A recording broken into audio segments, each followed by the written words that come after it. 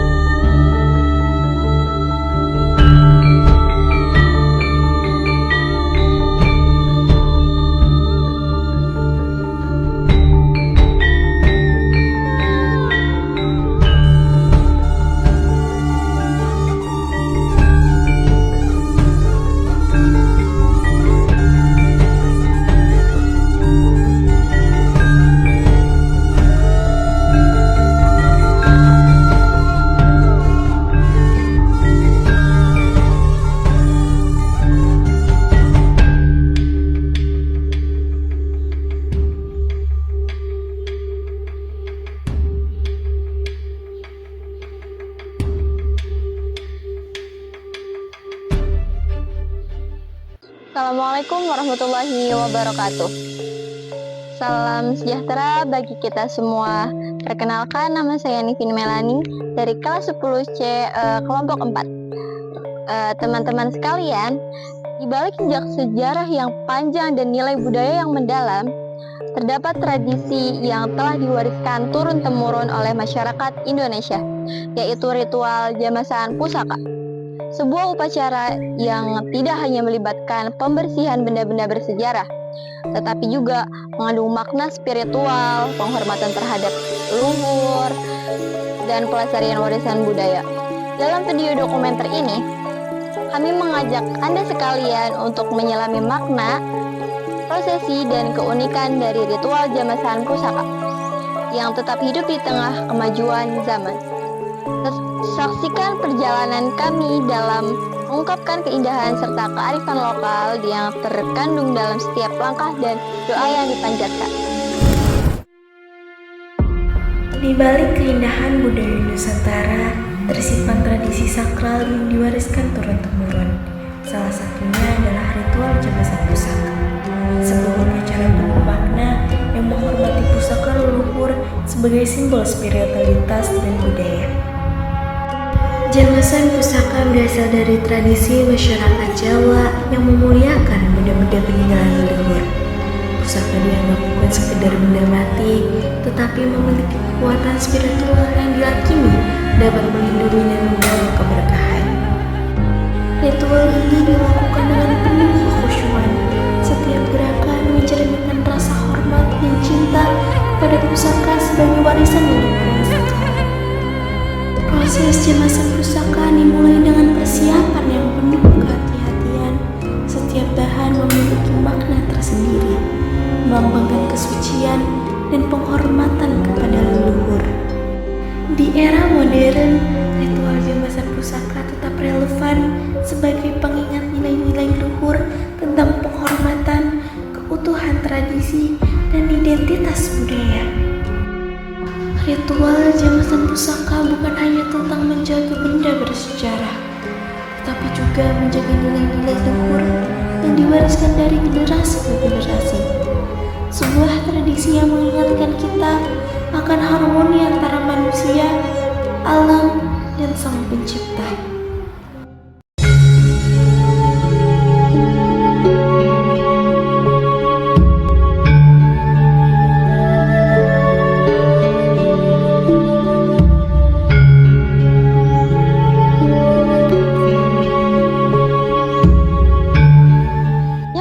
Selamat siang. Perkenalkan, nama saya Nifin Melani dari SMA Negeri 1 Gegesik. Ingin mewawancarai mengenai ritual jamasan pusaka Pak. Boleh izin? Boleh. Oke, yang pertama, apa yang dimaksud dengan ritual jamasan pusaka? Dan pusaka seperti apa saja sih yang biasanya dijamas itu Pak? Secara sejarah bahwa pusaka di Keraton Kanoman itu sangat banyak sekali. Ya.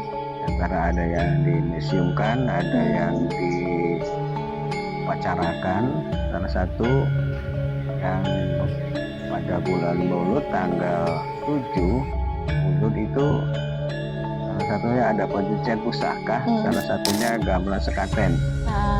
Di mana gamelan itu sangat bersejarah pada abad ke-15, abad ke-14, abad ke-15 sebagai untuk alat media dan cara penyebaran Islam zaman dulu itu sangat sulit sekali. Iya, betul Pak. Pakai ceramah pada bubar, pakai pengajian pada lari.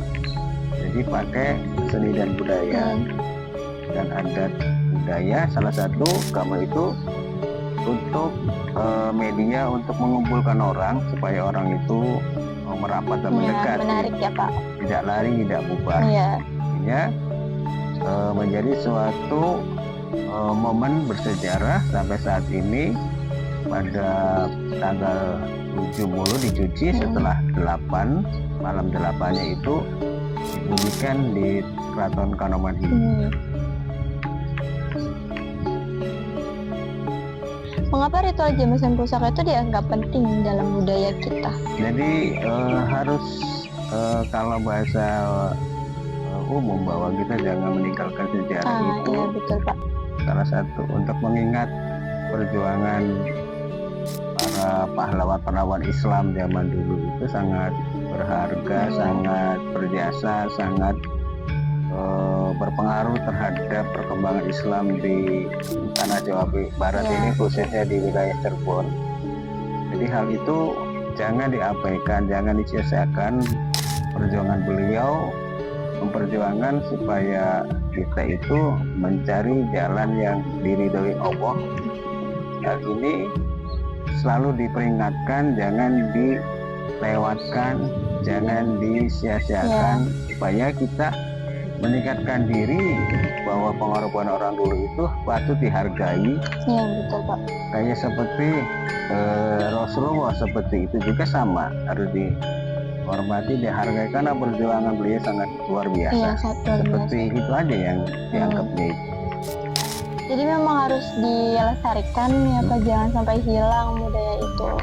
Oke, yang ketiga, biasanya kapan ritual jamasan dilakukan itu, dan adakah waktu tertentu yang dianggap lebih baik itu Pak, atau memang harus di waktu tersebut? Jadi waktu itu sudah ditentukan, punya schedule, punya ritual tahunan, punya jadwal atau bahwa upacara di Keraton Kanoman ini melibatkan 27 agenda upacara dalam setahun itu.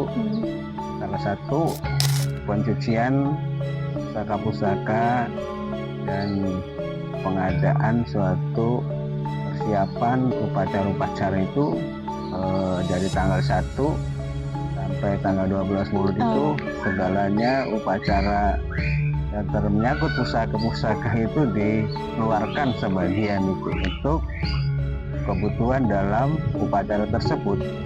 Salah satunya itu pusaka gamelan sekaten, kedua tombak-tombak pusaka itu ditaruh di sekitar wilayah Kesultanan ini, dan ada piring Rasulullah dan ada piring pasabat itu diupacarakan pada tanggal 12 Mulud, malam 12 Muludnya ya, dengan secara debaan atau marhabanan. Itu sangat banyak sekali secara upacara. Yang lainnya ada salah satu persiapan seperti metode sosialisasinya tentang memperingati lahirnya Rasulullah, itu memperingati lahirnya suatu makhluk. Kayak proses kelahiran dan proses kehamilan itu disosialisasikan di dalam kesultanan supaya masyarakat memahami teknis untuk persiapan melahirkan. Itu saja secara teknisnya. Ya, berarti memang butuh persiapan yang panjang ya Pak? Yang panjang, membutuhkan waktu hampir 11 hari, 11 hari. 12 hari malah. Oke, selanjutnya Pak, siapa yang terlibat dalam ritual ini, serta adakah syarat tertentu untuk bisa ikut serta dalam Irjen Basari? Jadi salah satu yang dilibatkan sebagai tokoh pembesar kesultanan sendiri, bahwa Sultan sebagai pemimpin dalam pengkondisian itu, dan Sultan membutuhkan suatu wakil, juga diwakili oleh Patih sebagai wakilnya, dan Patih juga ada semacam kru lainnya, ada Panjapitu, ada Pangeran Komisi. Salah satu itu sebagai tim Pangeran Komisi punya melibatkan Pancasanga dan lain-lainnya, itu sangat banyak sekali timnya di situ. Ya, berarti yang melakukan jembatan tersebut tuh berarti yang sudah ditetapkan ya Pak? Ya, salah satu ada Panjapitu yang dari Gresik. Iya. Itu salah satu kru yang berperan untuk sebagai teknis persiapan kayak bagian secara perlengkapan masaknya, perlengkapan menyediakan alatnya. Ini salah satu orang Gresik, dan ada orang Majalengka, orang Indramayu. Itu salah satu kru yang merupakan masyarakat adat daripada kesultanan ini. Ya. Yang ikut andil ya Pak. Oke, selanjutnya tuh Pak, bagaimana pelaksanaannya? Apakah ada tahapan-tahapan khusus yang harus dilakukan? Ya, tahap-tahap awal salah satu dari mulai kalau kita ada upacara itu, ada yang upacara mencuci beras buat perlengkapan. Orang yang melibatkan orang banyak harus menyediakan secara konsumsinya, kayak semacam bahwa orang itu secara umum ya kalau udah kerja lapar gitu ya, jadi harus disediakan masalah konsekuensinya itu. Yang kedua, habis dicuci ya dimasak dengan racikan-racikan, sudah dikemas secara kebiasaannya sudah terlatih. Masak seperti masakan nasi kuning yang difungsikan untuk upacara yang atau ritual marhabanan itu, dan disediakan nasi jimat. Itu salah satu nasi kuning itu. Kedua, buah-buahan itu salah satu harus disediakan untuk kebutuhan vitamin, biar jangan loyo, biar seger terus. Iya betul Pak. Dan yang lain ada teknis kayak semacam ritual sajen. Sajen itu salah satu supaya dikasih asap kemenyan ini, karena orangnya banyak, itu supaya ruangan dan halaman di sini wangi. Iya betul. Dengan harum. orang yang belum mandi pun kalau ada kemenyan harum nggak terasa Iya, itu betul. di situ. Bisa ya menyamankan juga Dia ya, Pak. mengamankan bau-bau yang tidak diinginkan, Iya. gitu. Salah satu itu. Kedua, selanjutnya ada semacam penutupan upacara itu. Setelah upacara berjalan dan ada terakhir pada tanggal 12-nya itu ada waktu sore, ada upacara buang takir namanya penutupan. Itu dilaksanakan pada tanggal 12 jam 4 sore habis asar. Berarti dalam satu hari itu berapa Pak katanya tuh sampai 12 persiapannya ya? Iya, Nah tuh biasanya tuh di waktu apa tuh Pak selesainya? dia itu selesai tadi buang takir pada tanggal 12 bulan gitu. Oh, Terakhir penutupan itu dari tanggal 1 emang, nah, sampai tanggal 12. jadi memang harus di jam-jam malam. Ya, jam malam hari pelal itu marhabanan itu sampai jam 12, Ah, sampai beberes sampai jam 1. iya, Itu salah satu. tengah malamnya Pak. Terus mengapa proses jembasan ini perlu dilakukan dengan langkah-langkah tertentu Pak? Adakah makna simbolis di balik setiap tahapannya? Jadi simbolis pertahapannya itu salah satu menyangkut adalah satu mediasi arus yang dikumandangkan lewat seni dan budaya dan adat yang ada gitu. Salah satu bahwa Islam di sini itu bersifat hati, bukan bersifat paksaan. Penyebaran itu harus secara pemikiran yang positif. Beda di negara-negara lain lewat peperangan penyebaran Islam itu. Kalau di sini secara penyebarannya itu lewat hati, lewat pendekatan dan lewat kekeluargaan. Iya. Jangan sampai ada salah satu yang dikorbankan gara-gara memaksakan suatu agama. Iya, betul, Di situ. Pak. Karena agama itu ridho Allah, salah satu ridho Allah. Kita Tumbuh dengan sendirinya. beragama Islam itu atas ridho Allah. Iya, betul. Jadi segalanya Islam, agama yang ada di wilayah, khususnya wilayah Jawa Barat, khususnya di Cirebon ini, Iya. segalanya tiket dari Allah. Orang dipaksakan tetap tidak bisa memasuki suatu agama yang kita ajukan di situ. Iya. Dari satunya kita kembali kepada kodrat Allah Subhanahu Wa Taala di situ. Oke, mungkin dari pertanyaan tersebut sekian Pak dari saya. Monggo. Iya, terima kasih banyak atas waktunya, atas pertanyaan yang sudah diberikan, jawabannya sudah diberikan. Pamit Pak saya. Ya, monggo sama-sama. Assalamualaikum warahmatullahi wabarakatuh. Saya Tegar Piangga Rahman. Saya Nurul Mulia Rahman. Di sini kami ingin reka adegan ritual jamasan. Selamat menyaksikan.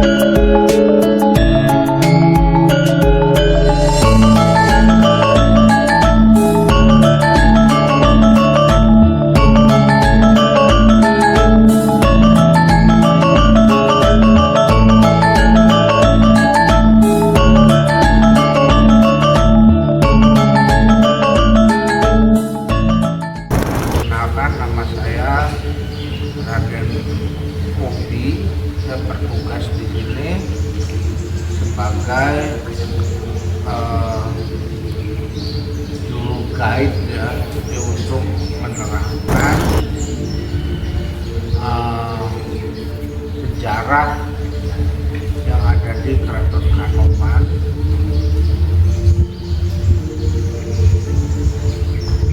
Jadi di Keraton Kanoman ini untuk guide, untuk kebersihan itu dikelola sama para famili, tidak melibatkan orang tua. Nah, sok pertama-tama apa yang ditanyakan dulu? Apa yang dimaksud dengan ritual jamas pusaka dan pusaka apa yang biasanya dijamas, Pak? Nah, jadi kalau untuk penjamasan itu ada bulannya ya.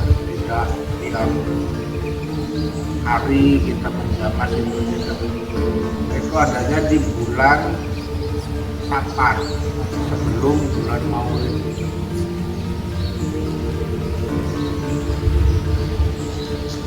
Nah, jadi barang yang dijamas itu adalah gong sekati dan alat-alat gamelan. Jadi gong sekati ini sejarahnya itu pemberian dari Sang Hyang Bango pada Pangeran Cakrabuana. Yang fungsinya sekali ini untuk penyebaran agama Islam. Nah, kalau di daerah Jawa Tengah itu ada Sunan Bonang. Nah, itu bonang. Bonang itu adalah alat gamelan, salah satu alat gamelan untuk sama untuk syiar Islam. Udah, Pak. Terus soal yang kedua, mengapa ritual jamasan pusaka dianggap penting dalam budaya kita? Jadi penjamasan itu adalah untuk membersihkan.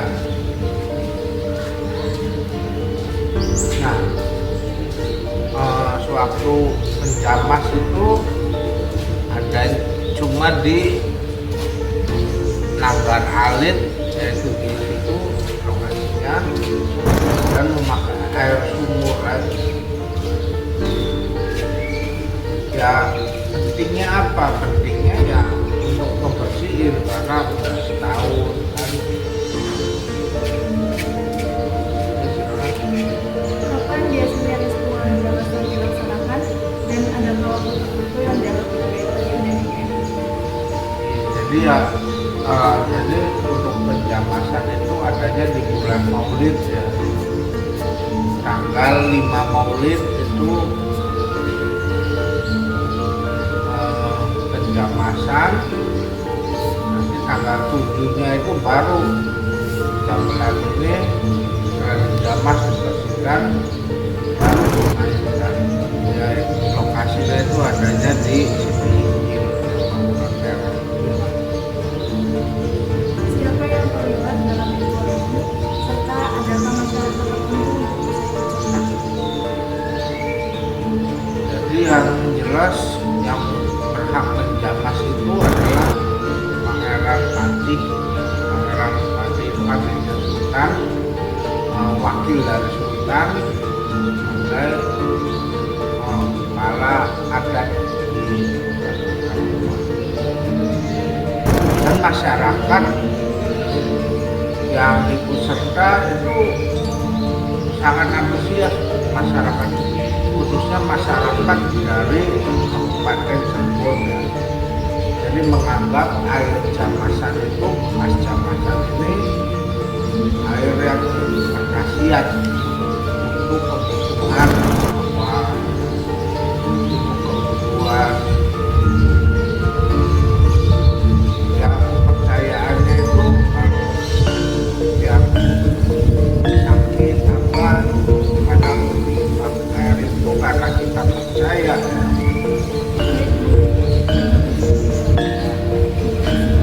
Sudah akhir kata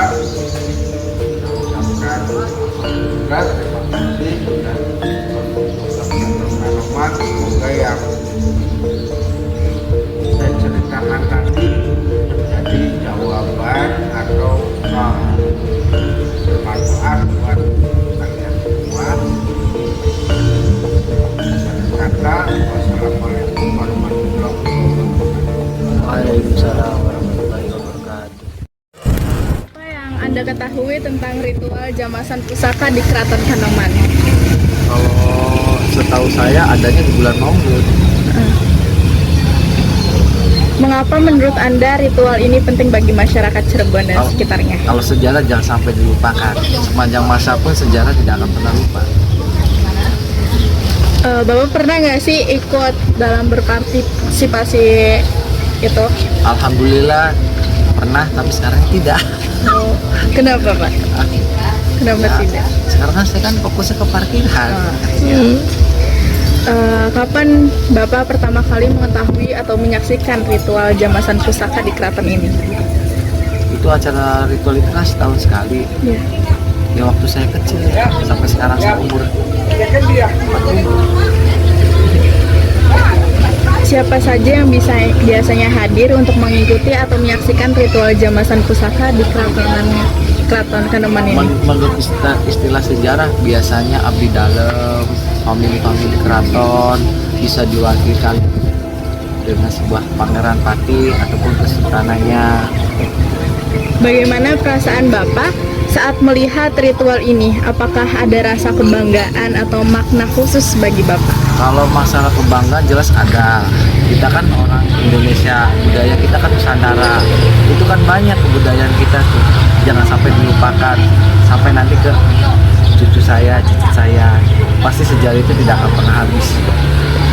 Apa makna atau kepercayaan yang dimiliki masyarakat terhadap pusaka yang dijamas?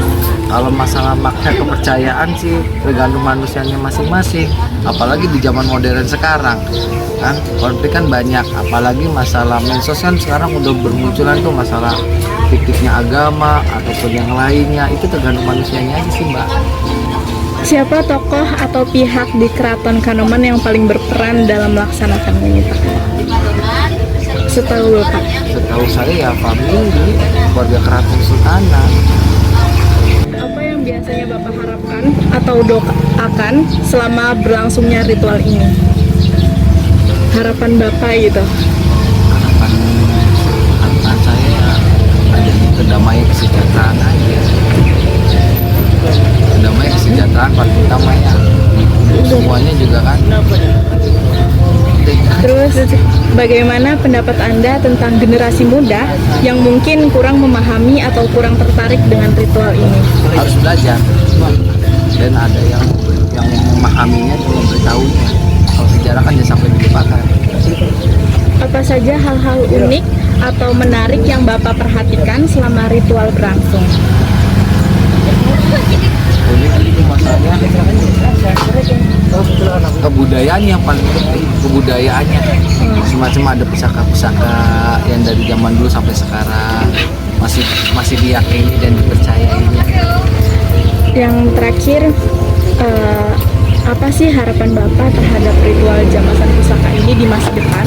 Apakah Bapak ingin ritual ini terus dilestarikan? Jelas harus, jangan sampai dilupakan. Nusantara nomor 1. Assalamualaikum warahmatullahi wabarakatuh. Jadi kesimpulan dari semua kegiatan hari ini bahwasannya secara keseluruhan ritual jamasan pusaka bukan hanya soal perawatan fisik benda pusaka, tetapi juga berkaitan dengan pemeliharaan nilai-nilai, budaya dan spiritual yang menjadi bagian dari identitas masyarakat. Sekian dari saya, Nabila Safitri serta teman-teman saya. Terima kasih. Wassalamualaikum warahmatullahi wabarakatuh. A few moments later. Naik aja naik aja. Naik aja katanya guys.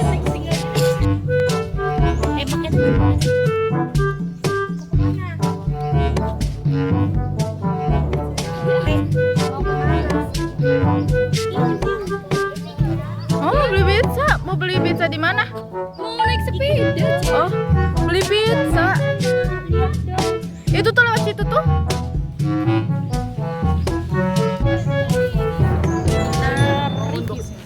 ASMR guys. Yes.